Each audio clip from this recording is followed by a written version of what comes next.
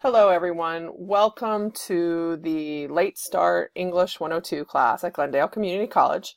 I'm looking at you right now, but I'm going to start looking at the screen so my head will turn away. But I figured I should give you the visual of the fact that yes, a lot of times I'll be working on this course. I'll also be in pajama modes because like a lot of you, I am doing, teaching this course on top of a lot of other work that I already do. So we're all in the same boat together in terms of getting this done. This is a welcome video and to give you a little bit of a course tour and to give you some tips for getting through for the first deadline, which is Wednesday. This is the course home. For you to have gotten to this video, you should have probably come here. A couple things I want to remind you. On the left, whenever you come to the course home, you should check to see if there's new announcements. Up here up top, they'll post like the 3 most recent announcements, but I will say this. Occasionally I have more than 3 because I try to forward on good and useful information that's going on at GCC, and so sometimes those stack up. So you should always click over here, the left announcements, and just see if there's ones you haven't read. Otherwise, home should be the base that gives you a listing of everything you need to do. Each individual activity is listed here in the center. You should only see through due date 3. If you notice here on due date 4 for me, there's not a little green circle. It means it's not published to you yet, but it will be soon. But you have your list and they have due dates, actual dates, February 13th associated with them. So this means you need to do these 6 activities before the 13th. The nice thing is, don't freak out. The first 2 weeks you have 2 due dates a week, and then it shifts into a little bit more of a regular semester schedule. But 2 reasons for doing that. 1, we're condensed. That 12-week is weird.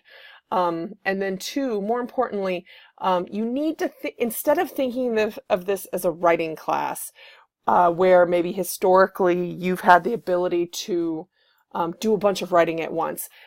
Think of this class as a foreign language class, because it is a language class, and that you're more likely to do better if you work on it a little bit a day, every day. So for example, most people would acknowledge that, yeah, you can't take a foreign language class and only expect to work on it once a week because you won't remember everything.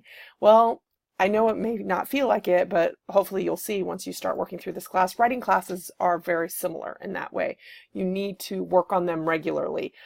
So to be successful in this class, you really should set aside regular chunks of time during the week. Don't plan on just doing this on the weekends. Not saying you can't, but based on almost 2 decades worth of teaching these classes, you're less likely to be successful. Okay, so this class is both taught in Canvas, and you will also be doing a lot of work in Google.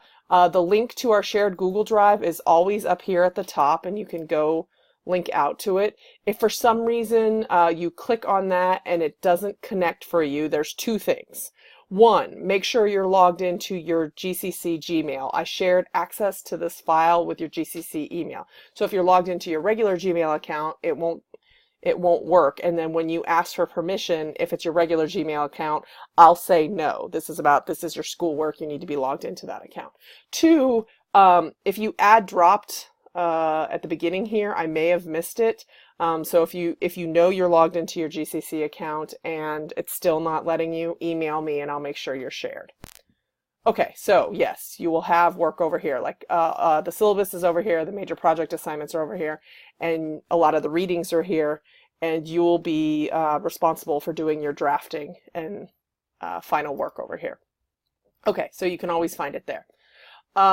I do want to quickly talk through some of the assignments due this week to give you tips on making sure you get them all done successfully. The first one, introduce yourself, and just DD is due date, so this is due date 1. HW is homework, so due date 1, homework 1, due date 1, homework 2, due date 1, homework 3. And so what that means is when you email me about stuff, instead of putting the whole homework title or trying to assign it, you could just do the codes of, I was trying to do due date, DD1, HW3, and we'll be on the same page. So due date 1, homework 1, introduce yourself. I just want to draw your attention to that you're required to have 2 images One is a picture out in the real world of your working space where, so like right now the video you see of me is a picture in the real world of the chaos of my home office. But then you're also required to take a screenshot. And it's not, don't use your phone and take a picture of your screen. No, no, no. Screenshot is you're using the built-in technology in your computer to take a shot of the screen, kind of like right now I'm doing a screencast. Where I'm, using a technology that records the screen. Notice I clicked on this link and it should show you how to do that. Mac, Windows, if you're working on other devices. Okay, so don't forget 2 pictures. In due date 1, homework 2, where I ask you to do GCC's e-courses student orientation, many of you may have done this already. By no means do you need to redo it. All you should have to do is click out to the course. If you have not completed it, work through the modules. If you have completed it, just go up to grades. And if you completed it, it should say 25, 25, 25, 25, or maybe, a little bit lower number. And then just take a screenshot of this page that shows you've completed all 4 modules. Okay, so introduction. The last one I want to specifically mention to pay attention to all the pieces of the homework. So due date 1, homework 4. This is probably the only one in here that really starts getting you thinking about writing in this deadline. Okay, so 1, you'll go to the Google Drive folder with readings and find the file 1.1 rhetorical situations. So if we click out, you're in that file that said readings, and there's 1.1. It's a PDF, so if you want, you can download it. And then, so read it. And then, so post, complete activity 1.1a. And so I want to scroll down. So you read all there. There's activity 1.1a. I'm going to make this bigger so you can see it. Activity 1.1a. This is what I want to quickly have folks pay attention to. A lot of times folks do not get full credit for this assignment, at least initially, because they don't pay attention to the full assignment. If you read it carefully, it says draw a diagram of a current rhetorical situation. Could be anything type of communication you did this week. And then it says change the importance or weight of one aspect of the rhetorical situation. Draw and describe basically the new diagram. So it says share your first and revised. So in this initial posting, you should be talking about 2 things, probably having 2 drawings. Just saying a lot of students miss that there's 2 pieces due here. But please note that doing the original post is not all the work required of this deadline. You have to reply. So this is saying go find 2 classmates and ask questions and give suggestions and of your interpretation. And then when you're finally done, after you've done those replies, go back and reply to your own posting and just discuss what you learned from your classmates, what you saw in there, how it got you thinking about your rhetorical situation. So a lot of work here. The original post has at least 2 separate pieces. You have to go reply to 2 separate people, and then finally you have to come back and reflect. A lot of moving pieces, and just want to remind you that to get full credit for this, you need to do all those moving pieces. This is one of the first assignments in here that actually has a rubric associated with it. We come up here to the little plus button, show rubric. And so notice, there's points associated with the initial post, points associated with doing the replies, and points associated with doing the reflection. You won't get all those if you don't do all the work.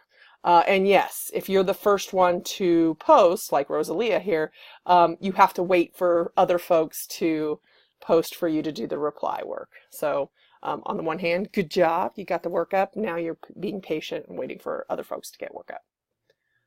Okay, I think that is my major spiel of this first due date and tips and tricks to making sure you get the stuff done.